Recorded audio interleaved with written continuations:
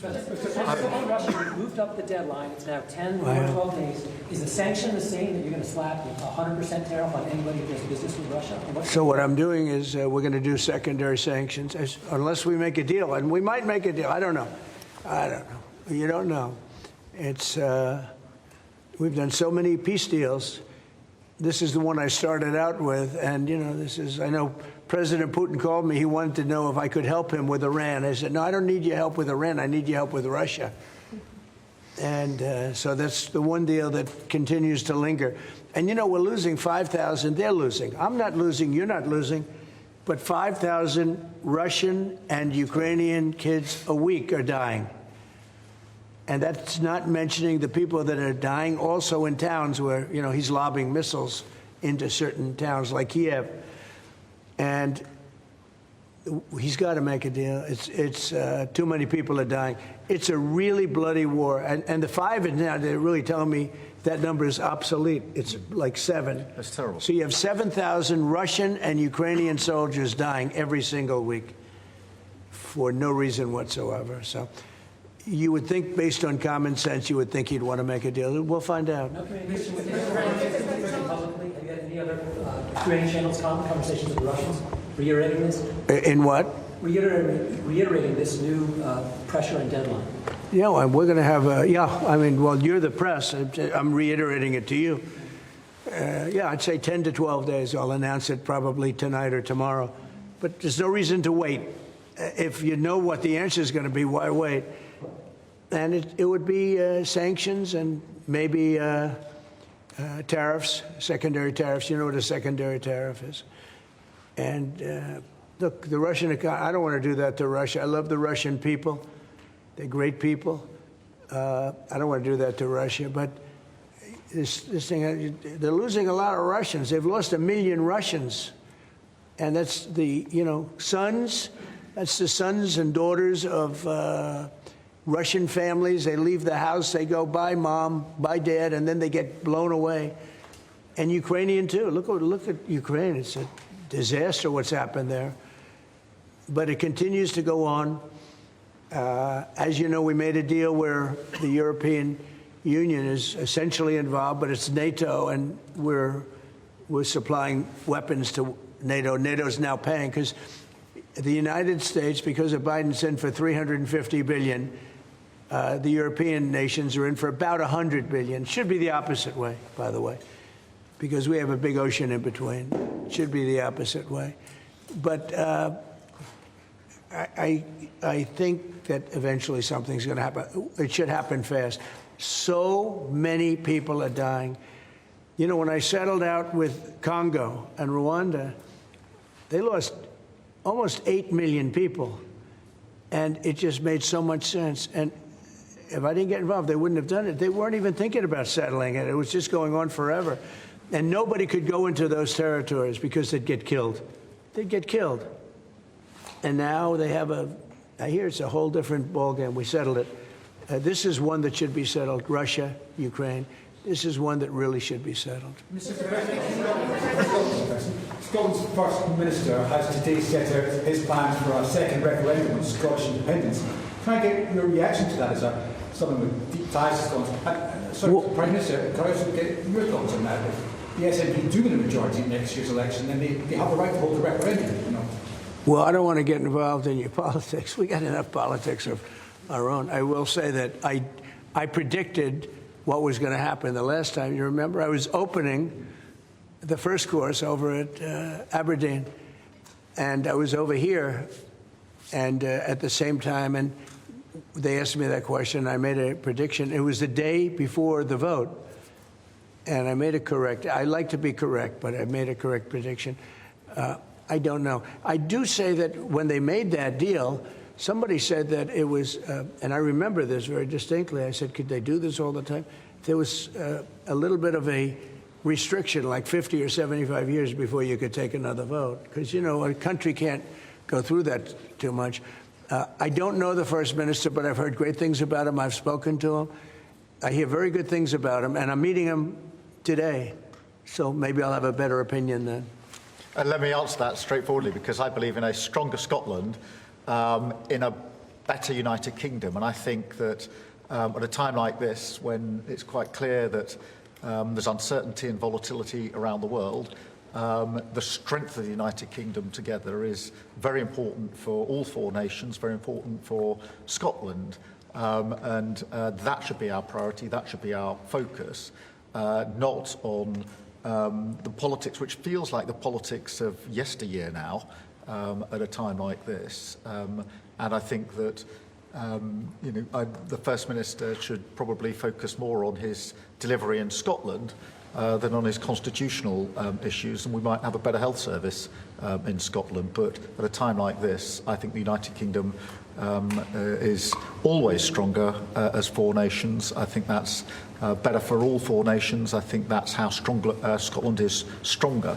Look at the deal that we've been able to do with the United States, a really important deal that we made just months ago.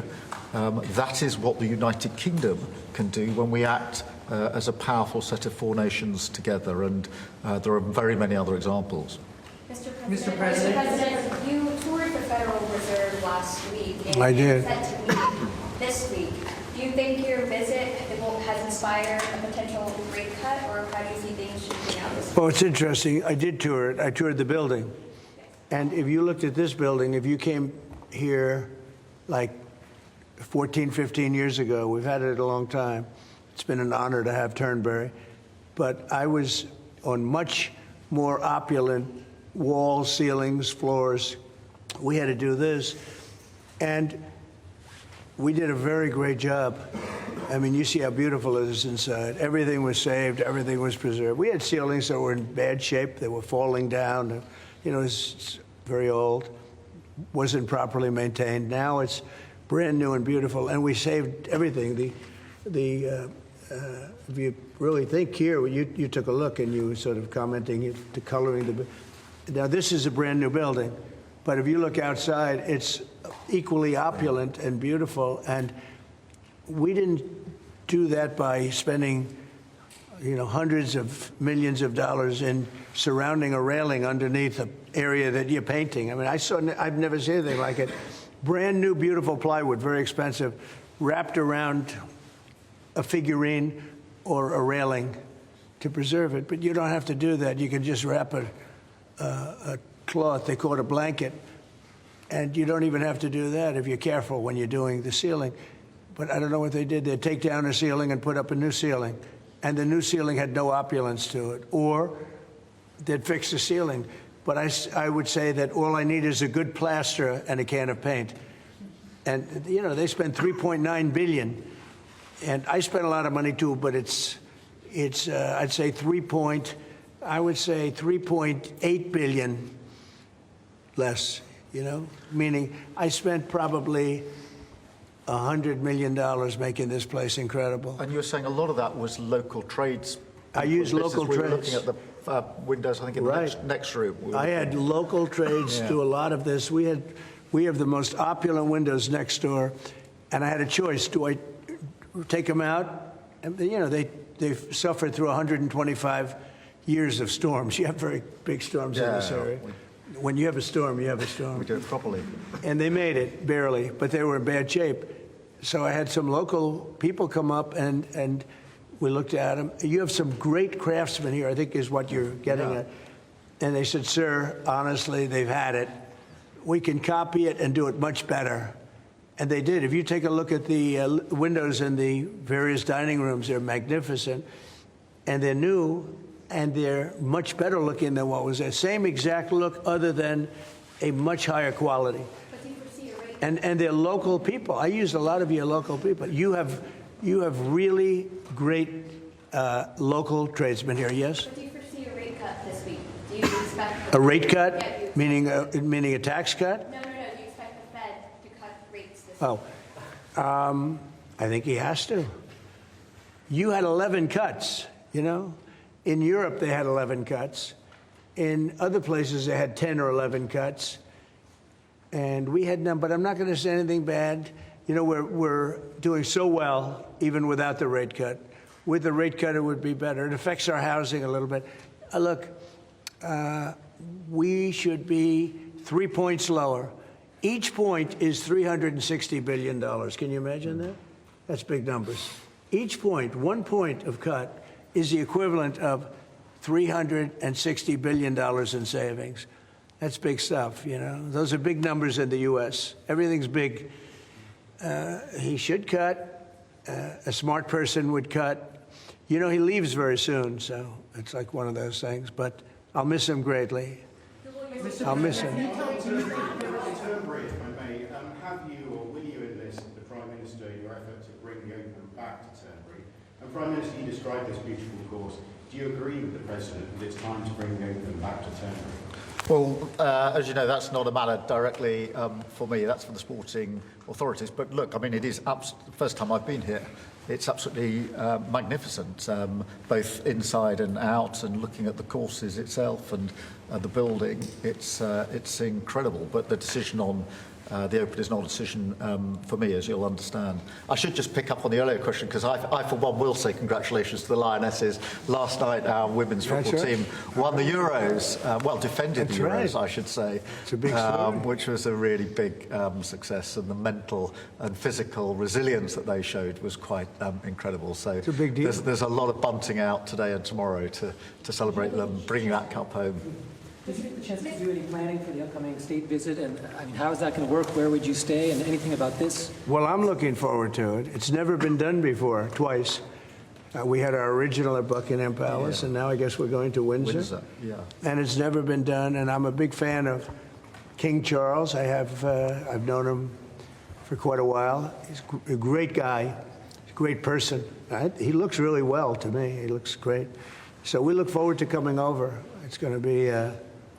It was one of the most beautiful evenings I've ever seen. I hate to say it, but nobody does it like you people in terms of the pomp and ceremony. It's true. And I look forward to being here with the ambassador. Our ambassador is a very, very successful man who just wanted to do this. And I said, how are you going to be able to do that? And he's so committed to, you know, the relationship between the countries.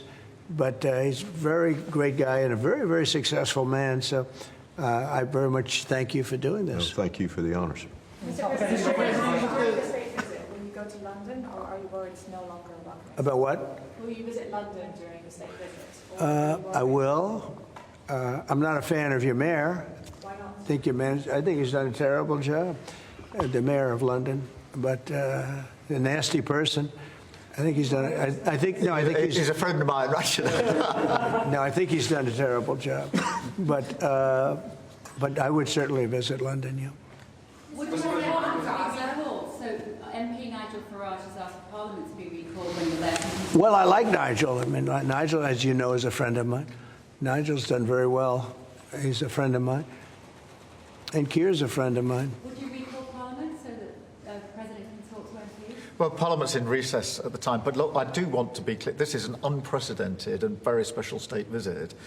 This has never been done before, and there'll be many elements of it that have never been seen before. So this is going to be a historic occasion, and we're all very much looking forward to it. And I was very, very pleased to be able to put forward the invitation when we were at the White House earlier this year. So but this is not just a state visit.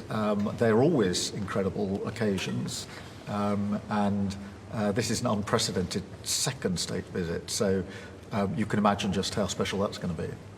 The fact that it's never been done before, and that's because it's non-consecutive, and it's the only reason it could be, made it even more interesting, frankly. So it's going to be great. And being with Charles and Camilla and everybody, I've gotten to know because of 4 years and now 6 months.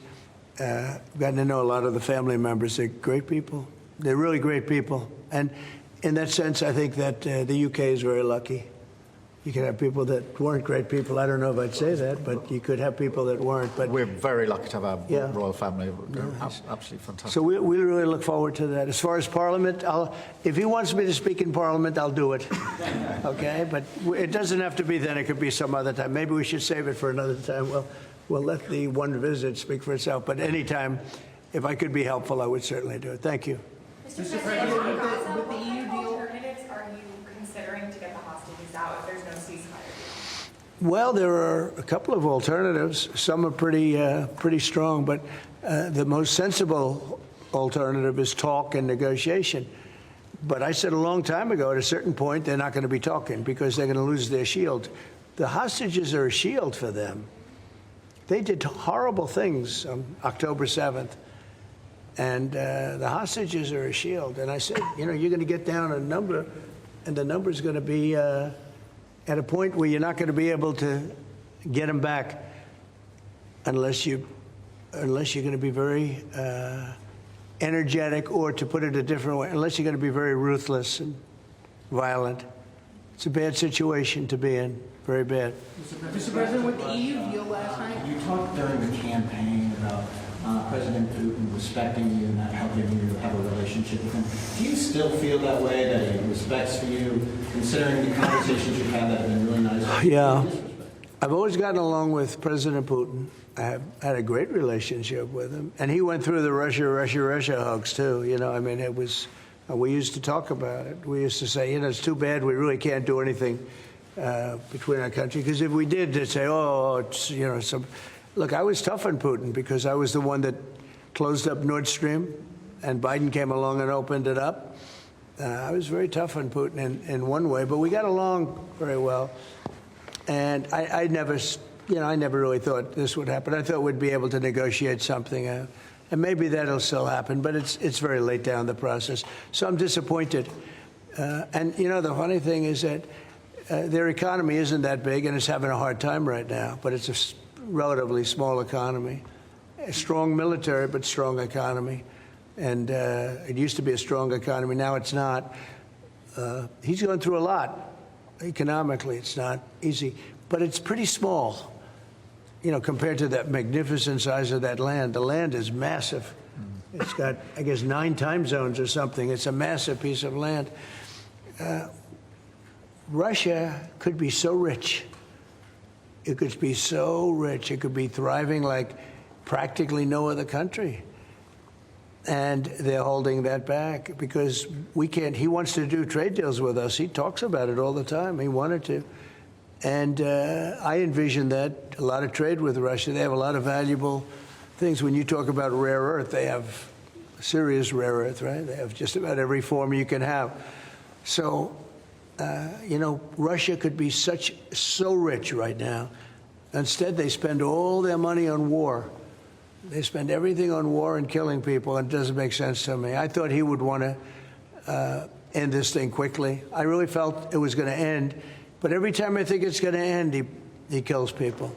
Hey everyone, I'm Emily Campagno. Catch me and my co-hosts Harris Faulkner and Kaylee McEnany on Outnumbered every weekday at 12 p.m. Eastern, or set your DVR. Also, don't forget to subscribe to the Fox News YouTube page for daily highlights.